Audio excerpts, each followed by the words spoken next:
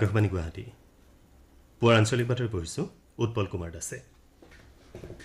এতিয়া প্ৰধান বাতৰিসমূহ হ'ল বিশ্ব কল্যাণৰ ভাৱনা নিহিত হৈ থকা আত্মনিৰ্ভৰ ভাৰতৰ সপোন বাস্তৱায়িত কৰাত গৱেষক আৰু শিক্ষাবিদসকলৰ সহযোগিতা গুৰুত্বপূৰ্ণ বুলি প্ৰধানমন্ত্ৰী নৰেন্দ্ৰ মোদীৰ প্ৰকাশ। হিমাচল প্ৰদেশৰ ৰোহটাঙত নিৰ্মাণ কৰা বিশ্বৰ সবাতোকৈ দীঘল ঘাইপথ সুৰংগ আজি প্ৰধানমন্ত্ৰীৰ দ্বাৰা উদ্বোধন।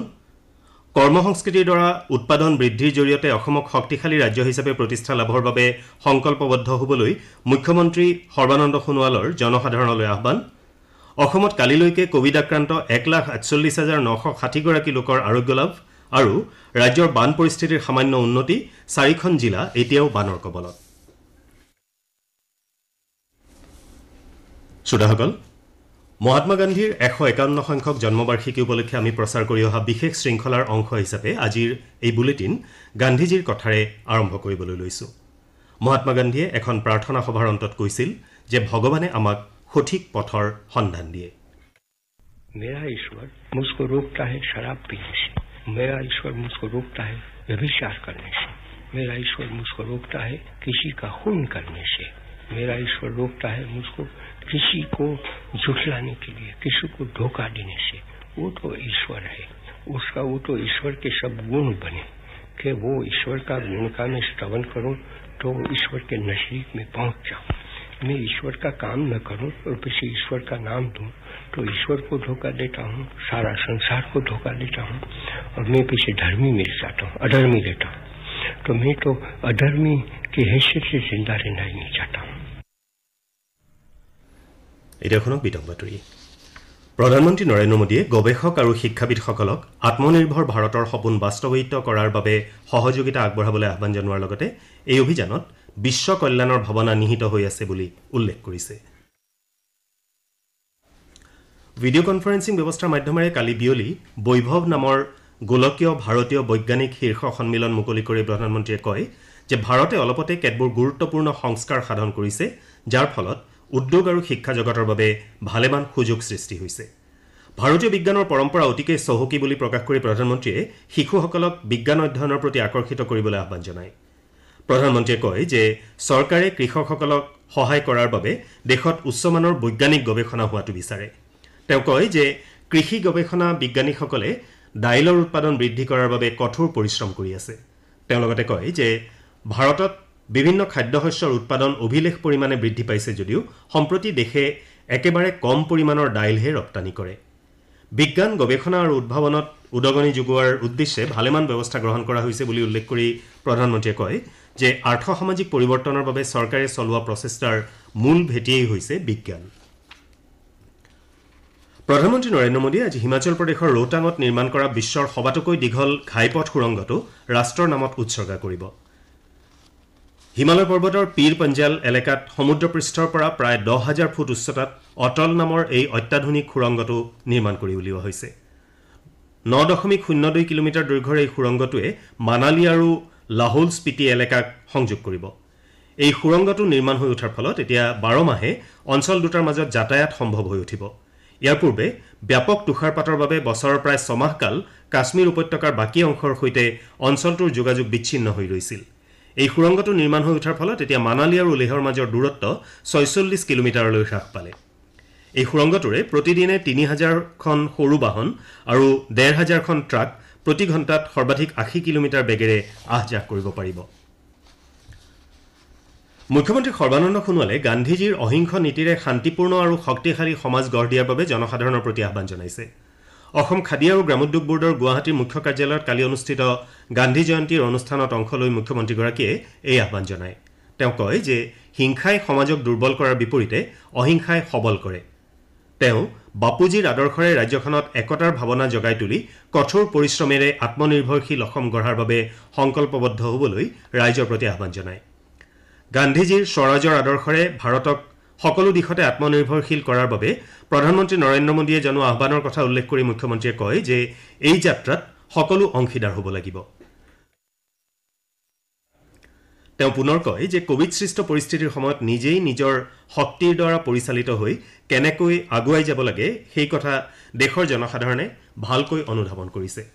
কালিৰ এই অনুষ্ঠানত খাদী আৰু গ্ৰামোদ্যোগ বোৰ্ডৰ অধ্যক্ষ ডাঃ কমলা কলিতা, ৰাজ্য চৰকাৰৰ হস্ততাঁত বস্ত্ৰ আৰু ৰেচম বিভাগৰ আয়ুক্ত সচিব গৌৰৱ বোথ্ৰা আৰু মুখ্যমন্ত্ৰী মিডিয়া উপদেষ্টা হৃষিকেশ গোস্বামীকে ধৰি কেইবাগৰাকীও বিশিষ্ট ব্যক্তিয়ে অংশগ্ৰহণ কৰে।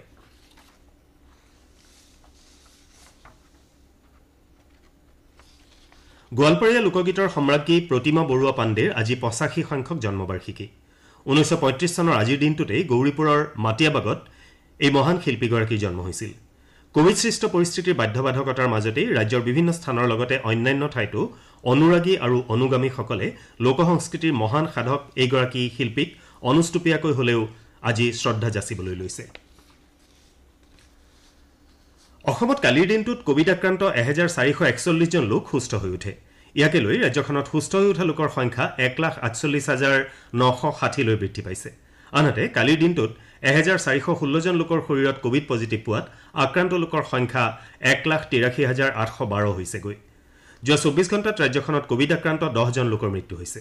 মৃত্যু হোৱাসকলৰ ভিতৰত শিৱসাগৰৰ ৪ জন, লখিমপুৰ আৰু কামৰূপ মহানগৰৰ ২ জনকৈ, গোৱালপাৰা আৰু ডিব্ৰুগড়ৰ এজনকৈ লোক আছে। ইয়াকে ধৰি ৰাজ্যখনত কোভিডত মৃত্যু হোৱা লোকৰ সংখ্যা ৭২১লৈ বৃদ্ধি পালে। স্বাস্থ্যমন্ত্ৰী ড হিমন্ত বিশ্ব শৰ্মাই যোৱা নিশা টুইটযোগে প্ৰকাশ কৰিছে যে ৰাজ্যখনত কালি মুঠ ২৮,৩০১ লোকৰ কোভিড পৰীক্ষা সম্পন্ন কৰা হয়। আনহাতে ৰাজ্যত কেইবাদিনো ধৰি চলাই থকা ৰেপিড এণ্টিজেন টেষ্টত ধৰা পৰা আক্ৰান্তৰ হাৰ হৈছে ৫%। বাক্সা জিলাত যোৱা ২৪ ঘণ্টাত ২১ জন লোকৰ দেহত কোভিড-১৯ ধৰা পৰাত জিলাখনত কোভিড আক্ৰান্তৰ সংখ্যা ২,৫৪১লৈ বৃদ্ধি পাইছে। জিলা স্বাস্থ্য বিভাগৰ সূত্ৰত প্ৰকাশ কৰা হৈছে যে কোভিডত আক্ৰান্ত লোকৰ ১,৯৭৫ জন ইতিমধ্যে আৰোগ্য হৈ উঠিছে। জিলাখনত এতিয়ালৈকে কোভিড আক্ৰান্ত ১৬ জন লোকৰ মৃত্যু ঘটিছে। নলবাৰীত যোৱা ২৪ ঘণ্টাত ১৪ জন লোকৰ দেহত কোভিড পজিটিভ ধৰা পৰে। জিলাখনত এতিয়ালৈকে আক্ৰান্ত ৩,১৭৭ জন লোকৰ ২,৯০৪ জন সুস্থ হৈ উঠিছে। কামৰূপ জিলাত এতিয়ালৈকে স্বাস্থ্য বিভাগে অভিলেখ সংখ্যক ৮৫,৭০৮ জন লোকৰ কৰোনা পৰীক্ষা সম্পন্ন কৰিছে। ইয়াৰে ৭৮,২৯০ জনৰ দেহত সংক্ৰমণৰ লক্ষণ পোৱা হোৱা নাই। জিলাখনৰ বিভিন্ন কোভিড চিকিৎসালয়ত ৩৮৬ জন লোক চিকিৎসাধীন হৈ আছে। কোকৰাঝাৰত যোৱা ২৪ ঘণ্টাত ৩৬ জন লোকৰ দেহত কোভিড পজিটিভ ধৰা পৰে। ইয়াকে লৈ জিলাখনত কোভিড আক্ৰান্তৰ সংখ্যা ৩,৬৮৬লৈ বৃদ্ধি পাইছে। বোকাখাতত আজি স্বাস্থ্যমন্ত্ৰী ড হিমন্ত বিশ্ব শৰ্মাই ১০০খন বিচনাযুক্ত শ্বহীদ কমলামিৰি অসামৰিক চিকিৎসালয় উদ্বোধন কৰিব। এই নতুন চিকিৎসালয়খনত প্ৰসূতি কক্ষ, ব্লাড বেংক, পুৰুষ, মহিলা আৰু শিশুৰ বাবে সুকীয়া ৱাৰ্ডৰ ব্যৱস্থা থাকিব। স্বাস্থ্যমন্ত্ৰী ড শৰ্মাই কৈছে যে স্বাস্থ্য খণ্ডৰ আন্তঃগাঁথনি উন্নয়নৰ দিশত ৰাজ্যৰ স্বাস্থ্য বিভাগে উপযুক্ত কাৰ্যব্যৱস্থা গ্ৰহণ কৰিছে। ৰাজ্যখনৰ সকলো ধৰণৰ ৰোগীৰ চিকিৎসাৰ সুব্যৱস্থাৰ বাবে বিভিন্ন জিলাত চিকিৎসালয়সমূহ উন্নীতকৰণৰ ব্যৱস্থা গ্ৰহণ কৰা হৈছে বুলিও তেওঁ কয়। আকাশবাণী গুৱাহাটী কেন্দ্ৰৰ আঞ্চলিক বাতৰি বিভাগৰ আজি নিশা ৮ বজাৰ দৃষ্টিপাত অনুষ্ঠানত পঞ্চায়ত আৰু গ্ৰামোন্নয়ন খণ্ডত গ্ৰহণ কৰা কল্যাণমূলক আঁচনি সন্দৰ্ভত আলোচনা কৰা হ'ব। অনুষ্ঠানত ৰাজ্যৰ পঞ্চায়ত আৰু গ্ৰামোন্নয়ন আয়ুক্ত হেমেন দাস সমল ব্যক্তি হিচাপে উপস্থিত থাকিব। আগ্ৰহী শ্ৰোতাই অনুষ্ঠান চলি থকা সময়ত 0361232030 আৰু 2662325 নম্বৰত ফোন কৰি সমল ব্যক্তিগৰাকীৰ সৈতে কথা পাতিব পাৰিব। অনুষ্ঠানটোৰ আঁত ধৰিব মানস প্ৰতিম শৰ্মাই। আপোনালোকে আঞ্চলিক বাতৰি শুনিছে আকাশবাণীৰ গুৱাহাটী কেন্দ্ৰৰ পৰা। ৰাজ্যৰ সামগ্ৰিক বান পৰিস্থিতিৰ সামান্য উন্নতি হৈছে যদিও 4খন জিলা এতিয়াও বানৰ কবলত আছে। ধুবুৰীত ব্ৰহ্মপুত্ৰ আৰু ধৰমটোলত কপিলী নৈৰ পানী বিপদসীমাৰ ওপৰেৰে বৈ আছে। আমাৰ মৰিগাঁৱৰ সংবাদদাতাই জনোৱা মতে কপিলী আৰু কিলিং নৈৰ বানত ক্ষতিগ্ৰস্ত জিলাখনৰ গোভা মৌজাৰ জাগিৰোডৰ সমীপৰ কেতবোৰ অঞ্চলত এতিয়াও বহু লোক ঘৰলৈ উভতিব পৰা নাই। ভোৰাগাঁও ৰাজচক্ৰৰ বৰালিমাৰী, সতীপাৰ আৰু জেংপৰি গাঁৱত ব্ৰহ্মপুত্ৰৰ খহনীয়াত কমেও ৪০টা পৰিয়াল গৃহহাৰা হৈছে। ক্ষতিগ্ৰস্ত লোকসকলে মথাউৰি আৰু ওখ ঠাইত আশ্ৰয় লৈছে। গোৱালপাৰা জিলাৰ লক্ষীপুৰ ৰাজচক্ৰৰ অধীনৰ জলেশ্বৰ সমষ্টিৰ বান পৰিস্থিতি কিছু উন্নতি হৈছে যদিও 10খন গাঁৱৰ ভালেমান পৰিয়াল বানৰ কবলত আছে। তদুপৰি লক্ষীপুৰ আৰু জলেশ্বৰৰ মাজত যোগাযোগ ব্যৱস্থা বিচ্ছিন্ন হৈ আছে। সমষ্টিটোৰ চিলাৰভিটা, পূব কাঠুৰি, পশ্চিম কাঠুৰি আৰু ৰাজমিতা আদি গাঁও বানত বেয়াকৈ ক্ষতিগ্ৰস্ত হৈছে।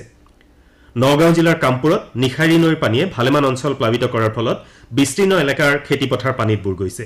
একেদৰে অৰুণাচল প্ৰদেশৰ পৰা নামি অহা পানীৰ ঢলে শোণিতপুৰ জিলাৰ চতিয়াত বান পৰিস্থিতি জটিল কৰি তুলিছে। ঘিলাধাৰী নৈৰ বাঢ়নি পানীয়ে বৰপামত মথাউৰি ছিঙি পেলোৱাৰ ফলত অঞ্চলটোৰ ভালেমান খেতিপথাৰ পানীত বুৰ গৈছে।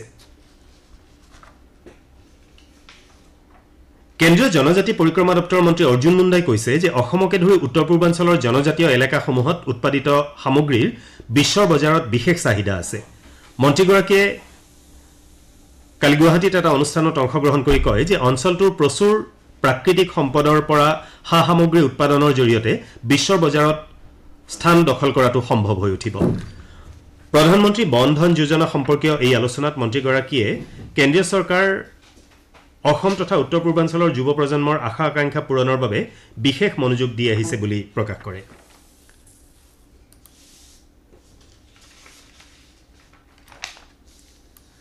উত্তৰ পূব সীমান্ত ৰেলৱে অসম তথা উত্তৰ পূৰ্বাঞ্চলৰ যাত্ৰীৰ সুবিধাৰ প্ৰতি লক্ষ্য ৰাখি আৰু দুখন যাত্ৰীবাহী ৰেলগাড়ীৰ চলাচলৰ ব্যৱস্থা গ্ৰহণ কৰিছে অহা 5 অক্টোবৰ সোমবাৰৰ পৰা গুৱাহাটী আৰু হাওৰাৰ মাজত দৈনিক বিশেষ যাত্ৰীবাহী ৰেলগাড়ী চলাচল কৰিব ইফালে শিলচৰ আৰু ত্ৰিবান্দ্ৰমৰ মাজত 8 অক্টোবৰৰ পৰা সাপ্তাহিক বিশেষ ৰেলগাড়ী চলাচল কৰিব প্ৰশ্নকাকত ফাদিল হোৱাৰ বাবে পৰীক্ষা বাতিল কৰা অসম আৰক্ষীৰ 597টা উপপৰিদৰ্শক পদত নিযুক্তিৰ বাবে অহা 22 নৱেম্বৰত লিখিত পৰীক্ষা অনুষ্ঠিত হ'ব ৰাজ্যিক পৰ্যায়ৰ আৰক্ষী নিযুক্তি বোৰ্ডে এখন বিজ্ঞপ্তিযোগে এই কথা প্ৰকাশ কৰিছে বোৰ্ডে কয় যে আৰক্ষী নিযুক্তিৰ সমগ্ৰ প্ৰক্ৰিয়াটো সম্পূৰ্ণ নিকা আৰু স্বচ্ছভাৱে সম্পন্ন কৰা হ'ব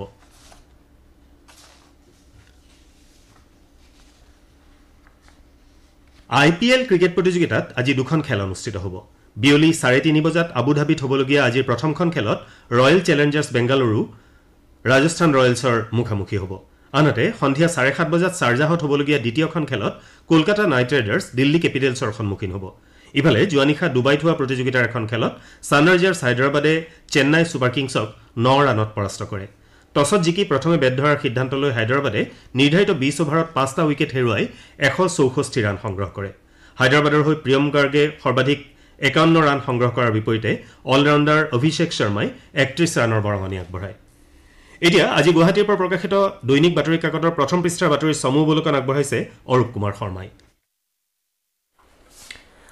দৈনিক অসম কাকতে নতুন আঞ্চলিক শক্তিত কেইবাগৰাকীও বিশিষ্ট ব্যক্তি থকা সন্দৰ্ভত প্ৰথম পৃষ্ঠাত বাতৰি প্ৰকাশ কৰিছে আনহাতে আমাৰ অসম কাকতে পিকেক বিচাৰি কাঠমাণ্ডুত CID অসমীয়া খবৰ কাকতে মণিপুৰৰ পৰা নিয়া 17 কোটি টকাৰ সোণৰ বিস্কুট জব্দ শিলিগুৰিত দৈনিক অগ্ৰদূত কাকতে ব্যক্তিগত খণ্ডলৈ বিদ্যুৎ বিতৰণ দৈনিক জনমভূমি কাকতে ৰাইজৰ দলেৰে ৰাজনীতিলৈ কৃষক মুক্তি আদি শিৰোনামেৰে ভিন ভিন বাতৰি প্ৰথম পৃষ্ঠাত প্ৰকাশ কৰিছে আমাৰ অসম কাকতে সস্তাতে পাব ভেকচিন শিৰোনামেৰে আন এটা বাতৰি প্ৰকাশ কৰিছে যে চেণ্টিনেল কাকতে 60,000 পৰিয়ালে ভূমিৰ পট্টা লাভ কৰিব বুলি উল্লেখ কৰি এটা বাতৰিক প্ৰথম পৃষ্ঠাত স্থান দিছে অসমীয়া প্ৰতিদিন কাকতে ভাললৈ আহিছে অৰ্থনীতি ছেপ্টেম্বৰত 95,480 কোটি GST সংগ্ৰহ শীৰ্ষক বাতৰি প্ৰথম পৃষ্ঠাত গুৰুত্ব সহকাৰে প্ৰকাশ কৰিছে এয়াই আছিল আজি গুৱাহাটীৰ পৰা প্ৰকাশিত বাতৰি কাকতসমূহৰ প্ৰথম পৃষ্ঠাৰ মুখ্য বাতৰিত চমু অৱলোকন ধন্যবাদ অৰূপ কুমাৰ শৰ্মা কামৰূপ জিলাত কালি সন্ধিয়া ড্ৰাগছ ব্যৱসায়ৰ লগত জড়িত এজন গৃহৰক্ষী জোৱানসহ 3জন লোকক আৰক্ষীয়ে আটক কৰে হাজো আৰক্ষীয়ে গোপন সূত্ৰৰ পম খেদি অঞ্চলটোৰ কলিতাকুছিৰ বৰুৱাবাৰীত এখন বাহনত তালাচী চলাই বৃহৎ সংখ্যক ড্ৰাগছৰ টোপোলা উদ্ধাৰ কৰিবলৈ সমৰ্থ হয় বাতৰি শেষ হোৱাৰ আগতে ঘাই ঘাই বাতৰি কেইটামান আকৌ এবাৰ বিশ্ব কল্যাণৰ ভাৱনা নিহিত হৈ থকা আত্মনিৰ্ভৰ ভাৰতৰ সপোন বাস্তৱায়িত কৰাত গৱেষক আৰু শিক্ষাবিদসকলৰ সহযোগিতা গুৰুত্বপূৰ্ণ বুলি প্ৰধানমন্ত্ৰী নৰেন্দ্ৰ মোদীৰ প্ৰকাশ হিমাচল প্ৰদেশৰ ৰোহটাঙত নিৰ্মাণ কৰা বিশ্বৰ সবাতোকৈ দীঘল ঘাইপথ সুৰংগ আজি প্ৰধানমন্ত্ৰীৰ দ্বাৰা উদ্বোধন আৰু অসমত কালিলৈকে কোভিড আক্ৰান্ত 1,48,960 গৰাকী লোকৰ আৰোগ্য লাভ কানাডাৰ একাংশ শিল্পীয়ে পৰিৱেশন কৰা বাপুৰ প্ৰিয় ভজন বৈষ্ণৱ জন তোহেৰে আজিৰ এই বাতৰি সামৰা হৈছে বৈষ্ণৱ জন